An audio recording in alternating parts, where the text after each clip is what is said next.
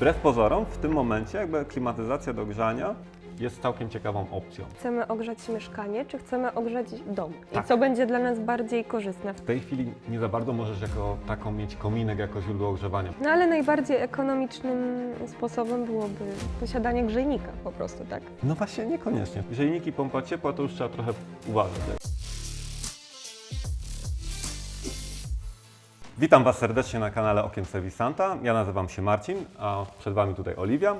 W dzisiejszym odcinku będziemy rozmawiać, z czego się składa ogrzewanie, bo myślę, że dla Was to może być czarna magia, a tak naprawdę ogrzewanie to nie tylko kocioł gazowy czy pompa ciepła, ale też wszystko co dookoła.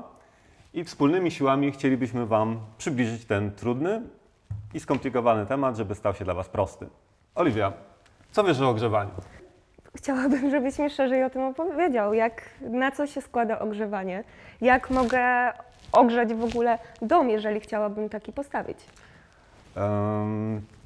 Ogrzać możesz na przykład takim kominkiem, jak mamy tam za kamerą. Jest to takie rozwiązanie w sumie wychodzące jakby z praktyczności, natomiast dalej gdzieś czasami się pojawia. Natomiast najbardziej jakby typowe rozwiązania, które teraz funkcjonują, no to albo mamy kocioł gazowy, albo kocioł na pellet, czyli też na drewno, albo pompa ciepła. Tylko to jest jakby składowa, to jest jakby samo tylko serce, a jakby człowiek się składa z większej ilości organów i tak samo jest z ogrzewaniem. Często jakby się skupiamy na tym niby najważniejszym elemencie, czyli na tym źródle ciepła, czyli to pompa ciepła, kocioł gazowy i tak dalej, gdzie jakby mamy ręce, nogi, głowę i jakby to wszystko ze sobą tak naprawdę musi współgrać, żebyś Ty miała ciepło, żeby to się nie psuło, żeby były rachunki w miarę niskie, no i żeby nie wydać też fortuny na to, no bo... No i właśnie, czy takie rozwiązanie typu kominek, o którym wcześniej wspomniałeś, jest najbardziej ekonomiczne, bo wydaje się takie najprostsze. Wiesz co, w ogóle w tej chwili nie za bardzo możesz jako taką mieć kominek jako źródło ogrzewania, bo mamy też regulacje prawne, które jakby z roku na rok są coraz bardziej restrykcyjne, więc nawet kocioł gazowy w nowym domu niekoniecznie już jakby spełni wymogi. Okej. Także teoretycznie tak, jak masz stary dom, czy dom, w którym już ten kominek jest, no to okej, natomiast jak stawiasz nowy, no to w zasadzie jesteś skazana już na kilka innych rozwiązań, głównie pompa ciepła, ewentualnie kocioł gazowy z czymś połączony. Natomiast to jest jakby ta jedna rzecz, no bo to jest te serce, a później mamy coś, co nam to ciepło jeszcze oddaje dalej jakby. Nie wiem, co kojarzysz jakby z tych elementów, nie wiem, tak, co Ci przychodzi na myśl, tak. jeżeli myślisz o ogrzewaniu? O. Grzejnik, najprostszy. No właśnie, no więc grzejniki faktycznie są takim najprostszym elementem, który oddaje to ciepło. Czyli mamy to źródło ciepła, to jest jedno, ono wytwarza ciepło, a później coś musi oddawać to ciepło do pomieszczenia. No i musimy mieć jeszcze coś pomiędzy, co nie? I to jest jakby ta rzecz, którą zazwyczaj jako klientka, no, użytkowniczka, no nie myślisz o tym w ogóle, jakby to w sumie nawet jeżeli wybierasz firmę, czy jakby starasz się jakby dobrać coś dla siebie, no to już ma mniejsze znaczenie, no bo to już jest tak naprawdę, jak kupujesz auto, no to wybierasz jakiś silnik, jak duża buda, no ale nie skupiasz się, jakie to mają być... estetyczne są najważniejsze zazwyczaj dla klientów. No tak, i teraz przy wyborze auta. Przynajmniej dla mnie to było, ale wiadomo, że te wszystkie parametry są ważne, tak samo z grzejnikami są różne opcje przy wyborze grzejników, tak? Tak, ale myślę, że o grzejnikach to nagramy osobny odcinek, także subskrybujcie kanał, obserwujcie nas, zadawajcie pytania w komentarzach, jakbyście mieli jakieś pomysły, co byście chcieli więcej, bo o samych grzejnikach myślę, że nagramy cały odcinek, żeby po prostu tam rozbić to na czynniki pierwsze, bo jakby grzejników faktycznie mamy wiele rodzajów. I jakbyśmy się tutaj w nie zagłębili, no to myślę, że za jakieś 15-20 minut samego materiału o grzejnikach, bo niby to jest tylko grzejnik, ale no, czy kaloryfer po śląsku. No właśnie, kaloryfer jeszcze. Tak. Natomiast to jest jeden z elementów. No ale dobra, no to mamy to źródło ciepła, mamy coś, co oddaje ciepło. Co jeszcze Ci się kojarzy? Jakie może być jeszcze inne, ten element, który oddaje ciepło? No to jeżeli mamy grzejnik, mamy też klimatyzację i klimatyzacja może dawać ogrzewanie i może też ochładzać. Tak, i to jest w ogóle coś takiego, co jest, może pełnić dwie funkcje i jakby jest takim all-in-one, że klimatyzacja to jest całe ogrzewanie jakby. I o nim też faktycznie fajnie byłoby nagrać film, bo wbrew pozorom w tym momencie jakby klimatyzacja do grzania jest całkiem ciekawą opcją. Ale słyszałam, że jest to dosyć kosztowne znowu w porównaniu z innymi formami ogrzewania. A właśnie niekoniecznie, wiesz, jakby zależy, Jak każdy ekspert powie, to zależy. Natomiast to też będzie w innym odcinku. Nagramy cały filmik o tym, czy ogrzewanie w formie klimatyzacji ma dla Ciebie sens, bo w pewnych sytuacjach naprawdę jest to spoko opcja. Szczególnie taki mały już uchylenie rąbka tajemnicy, szczególnie jakieś małe mieszkanka. No właśnie. Naprawdę to może super zadziałać. Tam, gdzie mamy jedno duże pomieszczenie, ewentualnie dwa, jest to spoko opcja. Jest to też funkcjonalne, bo można sobie na tym małym ekraniku zawsze te stopnie podwyższać lub no, po prostu regulować sobie temperaturę. A widzisz, no i tu mamy kolejny element, z którego się składa ogrzewanie, no bo jakby mamy coś, co daje ciepło, w sensie coś, co wytwarza to ciepło, później coś, co oddaje to ciepło, no ale jakby Ty jako użytkowniczka chcesz sobie wybrać faktycznie temperaturę. Ciebie w zasadzie pewnie nie interesuje, jak to się wszystko dzieje, Ty chcesz mieć ciepło. Tak. Tak jak Ty chcesz mieć i musi być jakieś sterowanie do tego, także sterowanie, jakby ogrzewanie to też jest kolejny element, tak, dla ułatwienia sprawy, co nie? I to też można wybrać różne, w zależności czy to jest ogrzewanie, właśnie, bo jeszcze zapomnieliśmy o ogrzewaniu podłogowym. Mamy grzejniki i to jest wtedy jakieś metalowe coś, co nam oddaje ciepło i promieniuje nam ciepłem, a w zasadzie podgrzewa ciepło. Podgrzewa powietrze i daje nam ciepło do mieszkania. Ale mamy też ogrzewanie podłogowe, czyli nam cała podłoga grzeje. I to na przykład też jest fajna sprawa, w pewnych sytuacjach jest naprawdę super, ma swoje zalety i wady. O, i o No tym właśnie, i też wadą może być to, że jeżeli coś się zepsuje, to faktycznie trzeba wtedy kawałek podłogi zrywać, żeby tam się dostać. tak, natomiast moim zdaniem to są tak rzadkie sytuacje i o tym znowu kurczę będzie odcinek, bo dzisiejszy w ogóle odcinek to jest takie wprowadzenie do całej serii. Jakby chciałem dla Was stworzyć serię dla laika, taką serię, w której jakby będziemy sobie rozmawiać po kolei o tych wszystkich elementach, tak żebyście mogli sobie wybrać to, co dla Was jest najważniejsze, o czym nie macie wiedzy, ale też jakbyście chcieli tak po prostu przejść krok po kroku, budując dom czy remontując mieszkanie, na co zwracać uwagę i jakie elementy z tych klocków Lego, co sobie wybrać, żeby dla Ciebie było tak naprawdę najlepiej czy najkorzystniej. Albo też w ramach tego budżetu, no bo jakby kurczę, no wiemy, że jakby finanse zawsze odgrywają dosyć sporą rolę, mimo wszystko. No jakby gdybyśmy mieli nieograniczone fundusze, no to wtedy okej. Ale no wiemy, że dla większości ludzi tak nie jest. No to ten wybór ogrzewania jest uzależniony też tak naprawdę od tego, czy chcemy ogrzać mieszkanie, czy chcemy ogrzać dom. Tak. I co będzie dla nas bardziej korzystne w takim wypadku. Tak, tak. I na przykład tu już trochę jakby wyprzedzając temat, w mieszkaniach na przykład bardziej wydaje mi się, że to są klimatyzacja, kocioł gazowy, bo to są małe, jakby tutaj wtedy ma znaczenie gabaryty, no bo różne źródło ciepła może mieć różną przestrzeń zabierze Ci z tego mieszkania czy też domu. No i na przykład taki kocioł na pellet, no to jest pomieszczenie, trzeba przeznaczyć takie 2x2 przynajmniej, jak nie więcej. W Więc mieszkaniu no nikt sobie takiego czegoś nie postawi. ja mieszkałem w mieszkaniu, w którym mieliśmy kocioł węglowy i po Oj. prostu za każdym razem, kiedy mój tata szedł do pracy, się wysztyglował, tak jak to po śląsku się mówi, ubrał się bardzo ładnie. Trzeba było dołożyć do pieca. Piec sobie buchnął po prostu pyłem węglowym. Sorry, nie piec, tylko kocioł, ale to mniejsza większość. Nawet ja się czasami jakby mylę te pojęcia. Piec jest bez wody, kocioł jest z wodą. Generalnie czemu kocioł, a nie piec? No bo jest kotłownia, a nie piecownia. No tak. To mi kiedyś ktoś taki przykład dał. Ale wracając.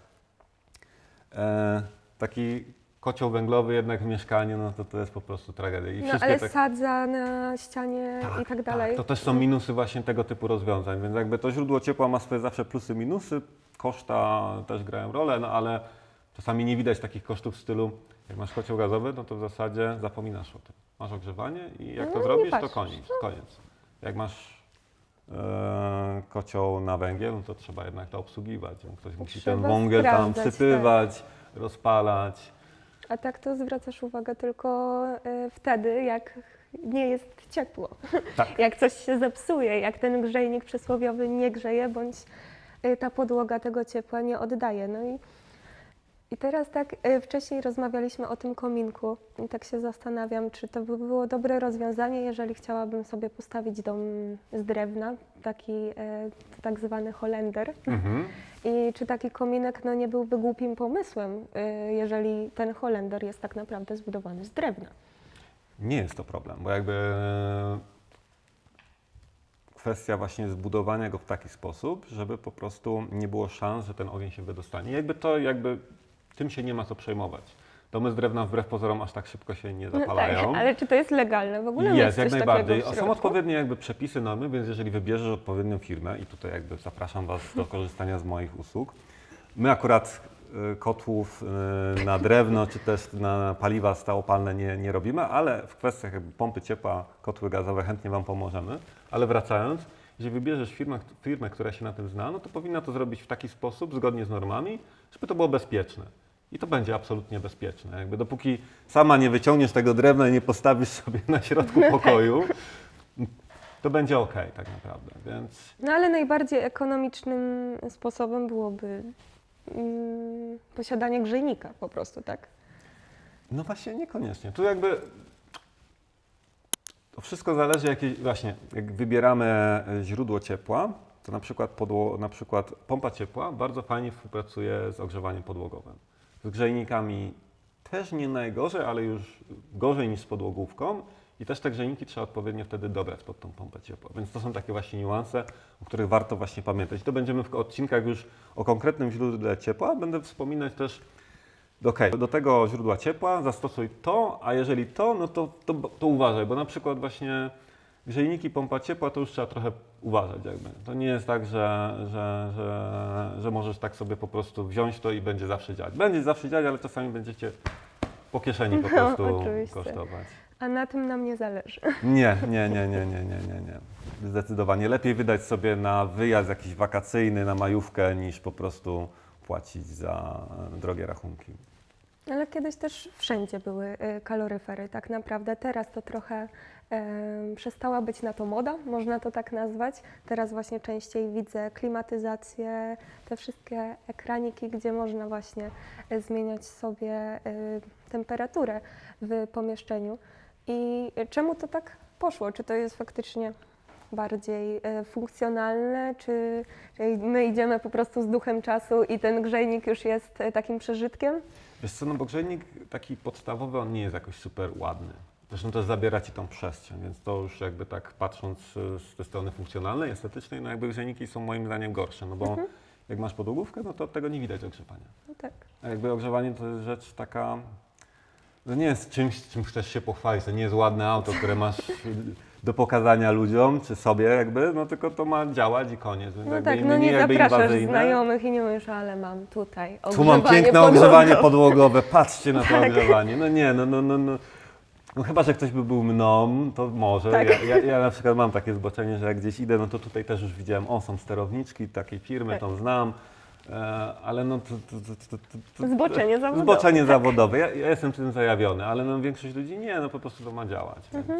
Więc myślę, że to bardziej efekt tego, że po prostu wy chcecie już jakby coraz mniej, żeby to ogrzewanie jakby wchodziło Ci do domu, tak że ingerowało tak naprawdę w to życie, no bo ono ma działać tak No naprawdę. tak.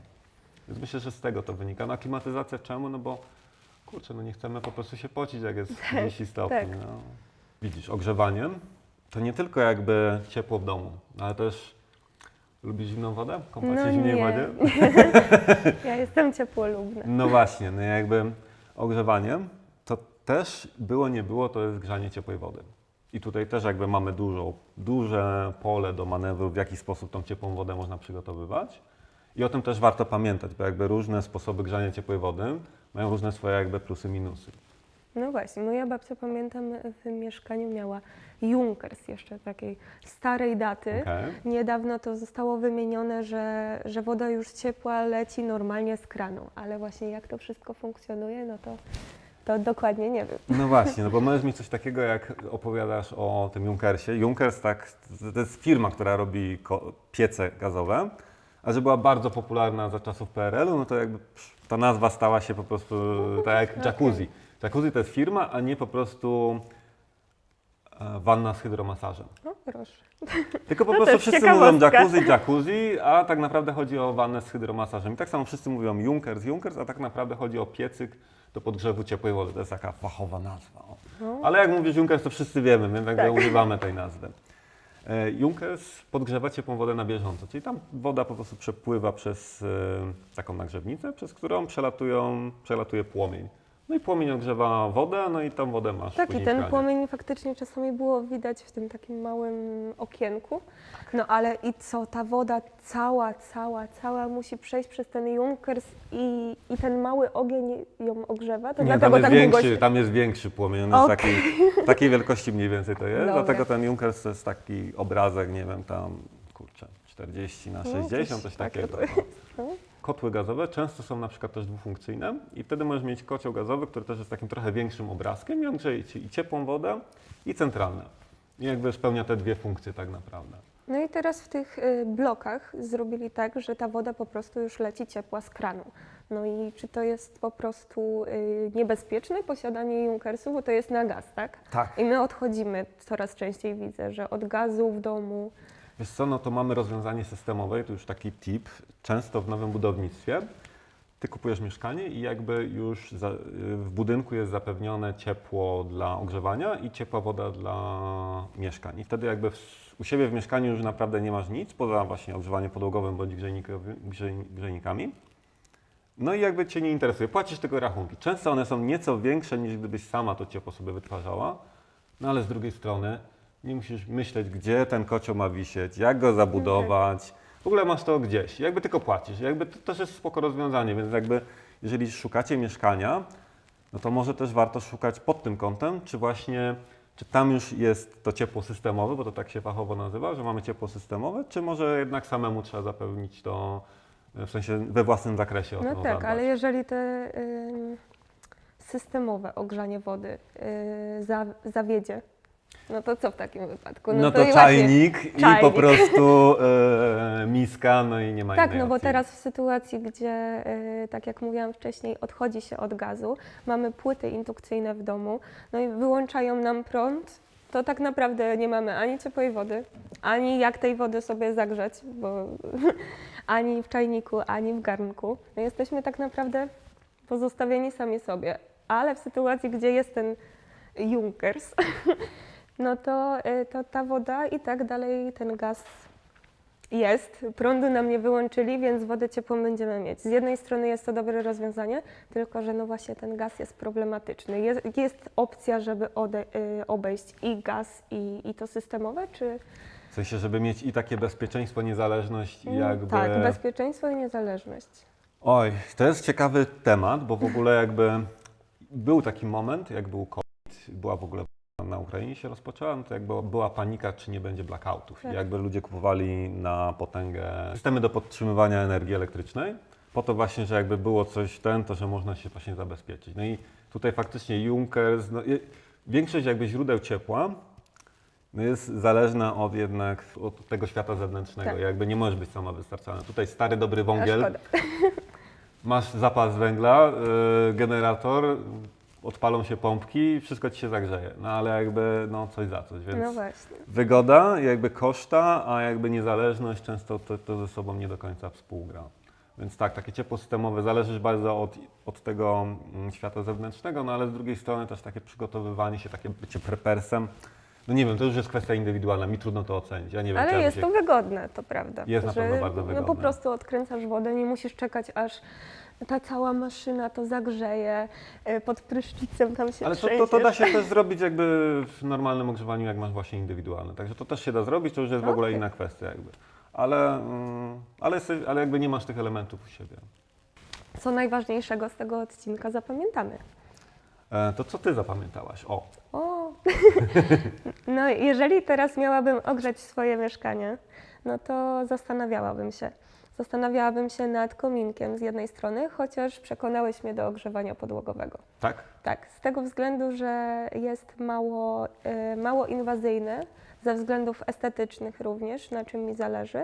Właśnie tego nie widzę, nie? To wszystko jest już Tak jak tutaj mamy właśnie. Tak, pod podłogą, jest to wygodne na pewno. No i na przyszłość wydaje mi się, że też bezpieczne, chociaż nie miałam nigdy ogrzewania podłogowego, więc nie wiem jak w sytuacjach kryzysowych, ale to już To jak rozmawialiśmy. będziemy mieli odcinek o używaniu podłogowym, to jakby tam poruszymy te wszystkie plusy, minusy. Ja myślę, że warto też byłoby jakby przed wyborem ogrzewania jakby zastanowić się, co ogrzewamy, czyli czy mamy dom, czy mieszkanie. Jeżeli mieszkanie, no to zazwyczaj mamy tam opcje w stylu kocioł gazowy, czy też ciepło systemowe. Jeżeli chcemy mieć na przykład na wszystko wywalone, nie wiem czy to może pójść na kanał, ale jeżeli nie chcemy się przejmować po prostu ogrzewaniem, no to szukamy po prostu mieszkania z ciepłem systemowym i wtedy po prostu nas to w ogóle nie interesuje. No i klimatyzacja też jest bardzo Tak, to w funkcjonalna, bo mieszkaniach przez też. cały rok można z niej korzystać i na ciepło, i na zimno, więc fajne Także rozwiązanie. warto po prostu dobierać to ogrzewanie do własnych potrzeb, a głównie rozgraniczamy po prostu, czy to jest dom, czy to jest mieszkanie. I no, w domu będzie zawsze więcej opcji, bardziej Was będzie boleć głowa przy tym, jak będziecie się zastanawiać, co dla Was jest ok. A mieszkanie generalnie jest takim prostszym miejscem, no bo tam jest mniej miejsca, więc wszystko staje się bardziej kompaktowe. Więc myślę, że na tyle z tego ogrzewania, bo nie chcemy Was też zamęczać, także bardzo serdecznie Wam dziękujemy za uwagę. Jeżeli macie jakieś pytania odnośnie ogrzewania, to piszcie komentarze. Natomiast jeżeli jesteście z okolic Katowic i potrzebowalibyście kompleksowej usługi, czy też po prostu naprawy ogrzewania, które ma kotły czy pompy ciepła Wismana, namiary są w opisie pod odcinkiem. My Wam serdecznie dziękujemy za uwagę, no i widzimy się w kolejnym materiale. Cześć! Pa, pa.